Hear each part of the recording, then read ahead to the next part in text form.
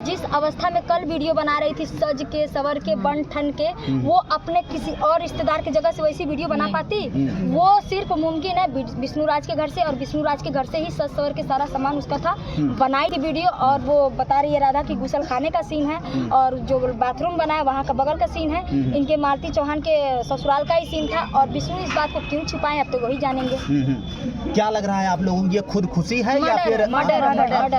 पूरा बॉडी पे यहाँ पे ये निशान है, फोटो में हाँ। पूरा ये निशान है। पोस्टमार्टम होगा तो उसमें तो पता चल ही जाएगा, क्योंकि अपने आप बोलने से कोई फायदा नहीं है। पता चल जाएगा भाई वो जांच का विषय है और जांच होना चाहिए, कड़ी से कड़ी सजा जांच में अपराधी को मिलना चाहिए। जांच में कोई झोल नहीं होना चाहिए, जांच में कोई हेरा फेरी नहीं होना चाहिए। हम लोग अभी जान ही रहे हैं। दूसरा मतलब कांड ऐसा फिर दोबारा ना हो, क्योंकि अगर इस तरह से अपराधी को छोड़ दिया जाएगा तो ऐसे बहुत मालती चौहान के साथ होता रहेगा। वही विष्णुराज हंसते हुए ले जाकर शादी करवाते हैं, फिर 2 दिन बाद क्यों सुलह समझौता करके घर पे लाते हैं, ये सबसे बड़ा सवाल है। इसलिए वो करते हैं चरित्र को ये लोग उछालते हैं, पब्लिक के नजर से गिराते हैं और बाद में अपना कांड रचते हैं। भैया ये बात तो हम पहले ही चिल्ला बोला था, नहीं क्यों बोले चाहे नहीं बोले।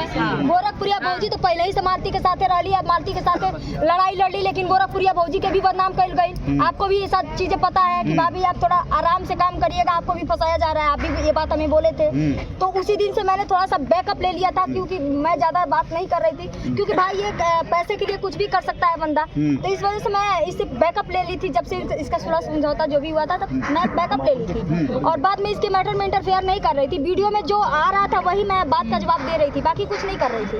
और अभी जो फिलहाल में मामला सामने आया, सुबह मेरे पास गोलू का कॉल आता है और बताते हैं कि ऐसा ऐसा घटना है। तो मेरे हस्बैंड जी मुझे नहीं बताते हैं कि मालती का देहांत हो गया, ये मुझे नहीं बताते, बस बोलते हैं कि मालती के घर चलना है, तुरंत चलो। हम बेड पर से उठते हैं, तुरंत साड़ी चेंज करते हैं, तुरंत चले आते हैं, ब्रश भी नहीं करते हैं, तुरंत आते थे। हमें रास्ते में पता चलता है कि मालती का देहांत हो गया एक वीडियो द्वारा। तो मैं इनसे पूछती हूँ तो बोलते हैं कि मुझे भी कुछ क्लियर नहीं है, तो इनको क्लियर बताया भी नहीं गया था। तो फिर गोलू रास्ते में कॉल करते हैं कि भाभी ऐसा ऐसा बात है, अब जल्दी आप मोहली थाने पे आओ। तो फिर मैं मोहली थाने पर भी मैं पहुंची नहीं थी, उसके पहले फिर शांति का कॉल आता है मेरे पास गोलू के नंबर से।